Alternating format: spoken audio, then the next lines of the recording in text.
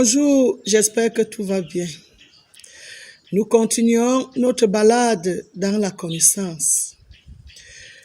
Beaucoup viennent à moi et me posent la question de savoir si moi et Dieu, nous avons eu à parler de la Bible longuement et abondamment. L'une des questions que Dieu m'a posées sur la Bible était que je lui montre la Bible authentique que nous disposons. À l'époque, je suis allée un peu à la recherche, croyant trouver la Bible authentique. Là-bas, j'ai trouvé la Bible de Jérusalem, la Bible Louis II, la Bible Tob, la Bible Semeur, la Bible Nègre, la Sainte Bible, la Bible des peuples. Il y a eu et des versions catholiques et des versions protestantes. Je me suis retrouvée à trouver qu'il y a 2924 versions de Bible dans 1949 langues. Il y a et des traductions et des révisions. Il y a des Bibles où l'ordre diffère d'une édition à une autre. Dans la continuité des recherches, on m'a dit que c'est le Codex Sinaiticus, rédigé en grec au milieu du IVe siècle sur un parchemin en peau de bœuf, qui est la version la plus authentique. Or, elle n'est pas ici en Afrique. Elle n'existe pas ici en Afrique. Alors, Dieu m'a donc demandé, si donc il y a autant de versions, est-ce que la vérité a autant de versions? Est-ce que le ciel au-dessus de toi et la terre sous tes pieds ont des versions? J'ai répondu non. Il m'a dit, prends donc celle qui sera plus proche de toi et on va causer et discuter dessus. J'ai pris donc cette version qui a été plus proche de moi parce que un pasteur pentecôtiste parmi ceux qui ont décidé de me délivrer quand ma mission commençait l'avait. C'est la version Semeur. Et dans cette version Semeur, nous nous sommes retrouvés devant l'Ancien Testament. Le grand titre de l'Ancien Testament, c'est la création de l'univers. Alors, Dieu m'a demandé de la lire et de comprendre que la mise à jour s'impose.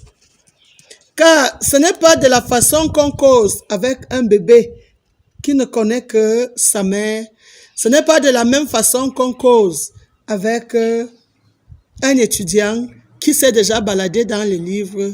Ce n'est pas de la même façon qu'on cause avec un voyageur qui a déjà parcouru les coins du monde. Et que il y a un moment où il faut bel et bien mettre les choses à jour. Nous sommes donc entrés dans la création de l'univers, où il est écrit, au commencement, Dieu créa le ciel et la terre. Or, la terre était alors informe et vide. Les ténèbres couvraient l'abîme et l'Esprit de Dieu planait au-dessus des eaux. Alors Dieu dit alors, que la lumière soit, et la lumière fut. Dieu vit que la lumière était bonne. Il sépara la lumière des ténèbres. Il appela la lumière jour et les ténèbres nuit. Il y eut un soir plus un matin. Ce fut le premier jour. Dieu m'a dit, mon enfant, je suis bel et bien l'être premier qui était au commencement de toutes choses. Lorsqu'il y avait du vide, du néant, et que de moi est né toutes les réflexions, toutes les pensées, toutes les imaginations, voire tous les rêves. Il dit oui, de moi est née des stratégies. Mais le jour et la nuit, tel que c'est défini là, ce n'est pas comme ça que ça s'est passé. Et il dit, je n'ai pas seulement dit de ma bouche que le jour soit et le jour fut. Il dit non, mon enfant, je me suis mis au travail. J'ai travaillé dur et longtemps pour que les fruits de mon travail commencent à avoir un sens. Il dit, c'est ainsi que quand vous avez un jour et une nuit, aujourd'hui vous avez déjà pu comprendre que ce n'est pas le soleil qui se lève d'un coin et part se coucher de l'autre et se précipite encore de l'autre coin pour pouvoir se lever. Non, il y a une logique. Il est que la planète Terre, qui est la troisième planète du système solaire, c'est elle qui tourne autour d'elle-même. Ainsi, quand dans sa course, dans sa rotation, lorsqu'elle est face au soleil, c'est le jour. Et la partie dont le dos est tourné au soleil, c'est la nuit. Ainsi, il y a un jour et une nuit sur la planète Terre. C'est dû à la rotation.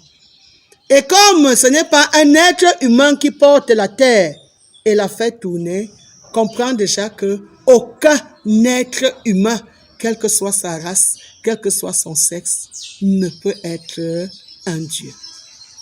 Après, il me dit, maintenant donc que tu as compris que ce ne fut pas par la parole que j'ai créé un jour et une nuit, ou que j'ai créé un ciel et une terre. Comprends donc que dans la suite, quand on dit, et Dieu dit qu'il y ait une étendue entre les eaux pour les séparer, Dieu fit étendre, il sépara les eaux d'en dessous et des eaux de dessus. Il dit, ah, c'est très facile à parler. Des séparations des eaux d'au-dessus et des eaux d'en dessous. Il dit, non, ce n'est pas comme ça que ça s'est passé.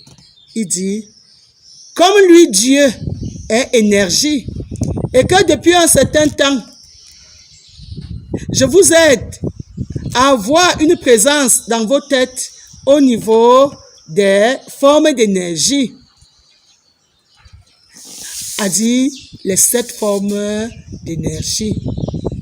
Énergie rayonnante, énergie chimique, énergie mécanique, énergie électrique, énergie hydraulique, énergie... bon, vous les connaissez déjà. C'est ainsi qu'au milieu de toutes ces énergies, lui, Dieu, donc, sait, en regroupant, en élargissant, en diminuant, il joue avec les fréquences, lui-même étant énergie. Il sait là où il rend physique, là où il laisse à l'état gazeux, là où il laisse à l'état liquide. C'est lui seul qui crée toutes ces choses dans sa sagesse et remplit vraiment de sa sagesse.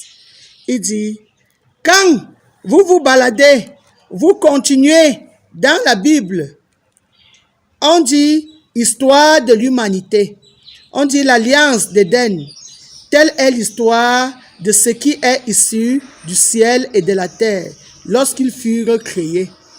Dieu me dit, mon enfant, je n'ai jamais dit créons l'homme à notre ressemblance, parce que je n'étais avec personne. Il dit qu'il était seul avec sa sagesse. Et de l'image dont on parle dans la Bible, ce n'est pas l'image photocopie, mais c'est l'image d'un technicien qui fait un plan de son travail et qui lui donne forme sur papier avant de le mettre sur pied. C'est ainsi que c'est Dieu qui a donné forme à toutes choses. Et avant de donner forme à toutes choses, il a d'abord mis un dessin. Nous continuons notre balade dans la connaissance très bientôt. Je vous reviens.